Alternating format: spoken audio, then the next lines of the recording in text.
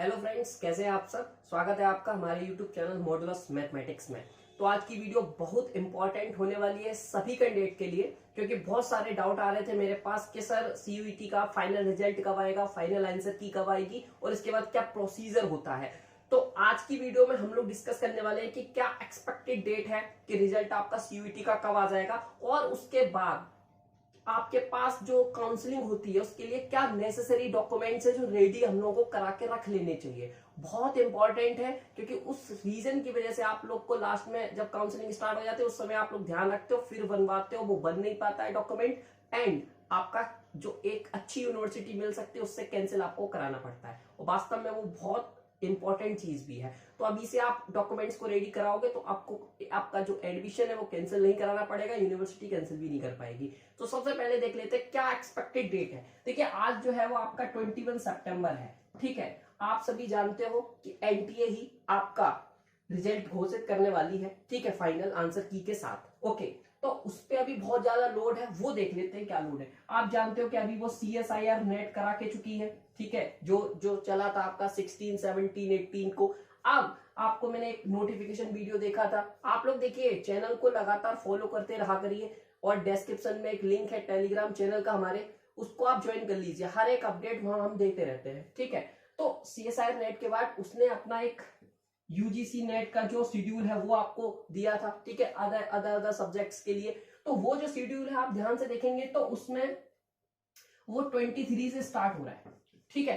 अब आप ध्यान से देखेंगे तो 23 के बाद वो जो है वो 29 पे जा रहा है, ठीक है। यहाँ पे आपको दिख नहीं रहा होगा तो मैं बेसिकली नीचे लिख देता हूं कि ये जो यूजीसी के शेड्यूल है आप ध्यान से देखिए उस चीज को कि 23 के बाद जो नेक्स्ट है वो 29 को है, ठीक है। तो यहीं से हमें लिंक मिलता है कि जब ये यहाँ खाली है थोड़ा और इसके पास कोई अदर लोड थोड़ा बहुत है, कोई एंट्रेंस एग्जाम कंडक्ट नहीं करा रहा है क्योंकि यूजीसी नेट चल रहा है, डीयूईटी की भी अनाउंस डेट हो चुकी है जो आपका अक्टूबर में चला गया है, तो यहाँ पे अब चीज निकल के आती है तो इस डेट में क्या हो सकता है। तो आप ध्यान से देखेंगे तो आपका जो पीजी का सीयूईटी का जो एग्जाम हुआ था 1 सितंबर को, उसका रिजल्ट और जो 1 सितंबर को एग्जाम हुआ था उसका आपका जो आंसर की आया आपका वो 16 को आया था, 16 सितंबर को। आराम से देखो, ध्यान से देखोगे तो 4-5 दिन हो चुके हैं, आज 21 है, ठीक है। आपका क्लेम 18 को बंद हो चुका था, तो आराम से आप एक्सपेक्ट कर सकते हैं 23 तक तो वो बिजी है,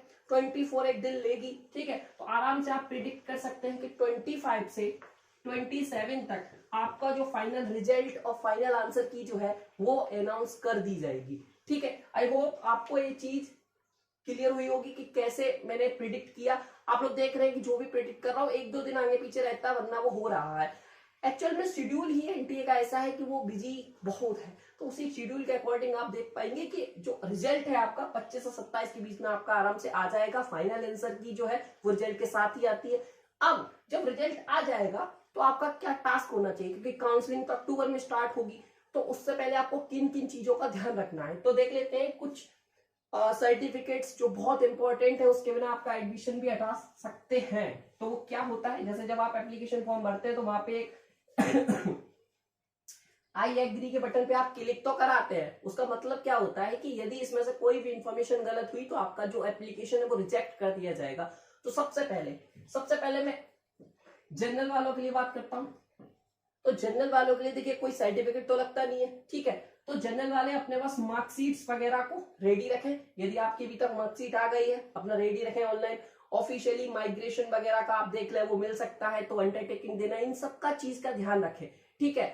और जब आप टीसी और वो जो चीजें हैं सारा कुछ आपको देना पड़ेगा, तो क्या आप वहां से ले पा रहे हैं स्कूल से कांटेक्ट करें वो कब टीसी देंगे, क्योंकि कभी कभी ऐसा होता है कि बीच में छुट्टियां पड़ जाती हैं ऑफिशियली, तो स्कूल भी आपका जो कॉलेज है आपका वो भी बंद रहेगा, राइट। तो आप लोग इस चीज का ध्यान रखें। जनरल वाले किस चीज का ध्यान रखें, उनको तो कोई सर्टिफिकेट अपलोड करना नहीं होता, उनको बस मार्कशीट पे ध्यान रखना है, टीसी पे ध्यान रखना है, माइग्रेशन पे ध्यान रखना है, और जो भी चीज ये नहीं हो पा रही है वो आप क्या कर सकते हैं, अंडरटेकिंग लगा सकते हो, तो अंडरटेकिंग का भी ध्यान रखना है, ठीक है। बट मार्कशीट में आपका अंडरटेकिंग नहीं लगेगा, अब उनको मार्कशीट चाहिए ही चाहिए।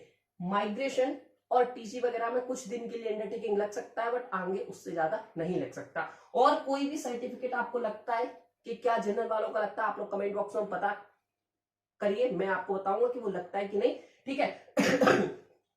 इससे ज्यादा कोई ज्यादा चीज इंपॉर्टेंट नहीं है जनरल वालों के लिए, तो वो फ्री रह सकते हैं। बट जब हम जनरल प्लस ईडब्ल्यूएस की बात करते हैं तो ये सब चीज तो उनके लिए चाहिए ही चाहिए, बट ईडब्ल्यूएस सर्टिफिकेट भी चाहिए। देखिए ईडब्ल्यूएस सर्टिफिकेट जो है वो बेसिकली 1 ईयर वैलिडिटी का होता है, कहीं कहीं 2 ईयर वैलिडिटी का होता है। तो आप अपने जो नजदीकी जहां से ईडब्ल्यूएस सर्टिफिकेट आपका बनता है वहां जरूर पता करिएगा कि उसके नीचे कितना वैलिडिटी रखा है।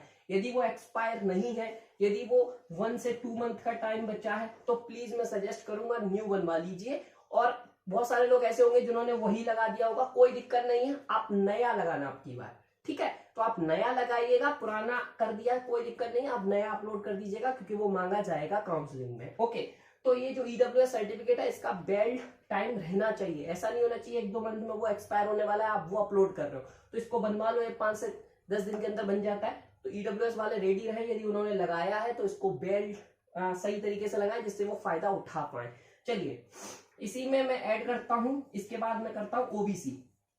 देखिए ओबीसी वालों को तो बहुत कुछ अपलोड करना पड़ता है। देखिए सबसे पहले वो इनकम सर्टिफिकेट और जो मूल निवास प्रमाण पत्र, तो इधर भी आपको कैरेक्टर सर्टिफिकेट वगैरह भी बनवाते हैं, तो वो लोग आप लोग ध्यान रखिएगा क्या क्या चीजें हैं, ठीक है, तो वो बता दीजिएगा। वैसे ही क्योंकि अदर सब्जेक्ट यहाँ पे जो चीजें रहेंगी ना वो आप लोगों के पास रहती हैं, character certificate and etc। Okay, OBC वाला भी एक सर्टिफिकेट रहता है नॉन क्रीमी लेयर, आप क्रीमी लेयर यदि वो चल रहा है क्योंकि आईटीज में वो चलता है, ठीक है, तो उस सर्टिफिकेट की भी जो वैलिडिटी है वो वैलिड होनी चाहिए, इसका आपको ध्यान रखना चाहिए। यदि आपने अभी तक अपलोड कर दिया है, उसका वैलिडिटी 1 और 2 मंथ है, तो आप लोग ध्यान रखिए उसकी वैलिडिटी एक्सटेंड कराओ, जल्दी से नया बनवा लीजिए, अभी आपके पास टाइम है, बन जाएगा फिर वो अपलोड करिएगा, ठीक है। ओबीसी वाले जो भी आपके जो रिक्वायरमेंट सर्टिफिकेट है जिससे आपको आप दावा कर पाओ कि हाँ आप ओबीसी से बिलोंग करते हो, तो वो सारे नेसेसरी जो डॉक्यूमेंट्स हैं वो परमानेंटली चाहिए ही चाहिए, उनमें आप कोई अंडरटेकिंग नहीं दे सकते हो, ठीक है। अंडरटेकिंग ओनली ऊपर वाले में दिया जा सकता है, इनमें नहीं दिया जा सकता है। ऐसा ही SC/ST का जो सर्टिफिकेट होता है, ठीक है, जहां से वो SC/ST को क्लेम करते हैं, वो भी उसके लिए भी सेम थिंग मैं कहूंगा कि आप लोग उसको रेडी रखें, ठीक है। इसके अलावा अपना फी जो मेन है, ठीक है, यदि आप BHU में एडमिशन ले रहे हैं तो 3000 करीब 5 ऑलमोस्ट 10,000। देखिए मैं सभी से रिक्वेस्ट करूंगा, भले ही आपकी फी 3000 है बट आप अप्रोक्स 10,000 का इंतजाम करने का ट्राई कर लें, क्योंकि आपको रहना खाना पहले महीने के लिए तो कम से कम 10,000 इन्वेस्ट करना पड़ जाएगा, लग जाएगा, ठीक है। तो आप लोग जो भी CUET के थ्रू लेने की सोच रहे हैं, SCU लेने का सोच रहे हैं, तो 10 से 20,000 रुपए अपना रिजर्व रख लें कि हाँ, और अपने हाथ में निकाल के रख लें। बैंक वगैरह का कोई भरोसा नहीं है कभी, या फिर आप लोग ऑनलाइन बैंकिंग यूज करते हो तो आप लोग रेडी रहें कि आपको फी पे करना है, ठीक है। ओके, तो फी आप लोग ये बिल्कुल रेडी रख लें जिससे कोई भी इशू हो, क्योंकि जब आप काउंसलिंग चलेगा तो लास्ट जो स्टेप होता है वो फी पे होता है। तो ये आइदर आपके बैंक अकाउंट में रहे, तो यदि आप ऑनलाइन इंटरनेट बैंकिंग यूज करते हो तो ठीक है, अदरवाइज आपके हाथ में होना चाहिए उतना बैलेंस जिससे आप उसको पे कर पाए, क्योंकि ज्यादा टाइम नहीं दिया जाता है। ओके, तो आई होप आपको ये चीज समझ में आया होगा। मैं एक इंडिविजुअली काउंसलिंग कैसा प्रोसीजर होता है मैं बना के ला रहा हूं जल्द वीडियो, कि BHU में, CUET में और आपका SCU में कैसा काउंसलिंग प्रोसीजर होता है, सब चीज आ रही है। बने रहिए चैनल के साथ, यदि अभी तक सब्सक्राइब नहीं किया है तो सब्सक्राइब कर लीजिए। मिलते हैं नेक्स्ट वीडियो में, तब तक के लिए bye bye. And I hope ये वीडियो आपको हेल्पफुल करी होगी। यदि आप DUT के प्रिपरेशन कर रहे हैं तो 21 तारीख को शाम 7 बजे हम लोग लाइव आ रहे हैं, ठीक है। नीचे डिस्क्रिप्शन में आपको व्हाट्सएप लिंक, टेलीग्राम लिंक दिया है, ज्वाइन कर सकते हैं, मीटिंग लिंक वहां पे आपको मिल जाएगा। Thank you so much for watching this video, bye bye.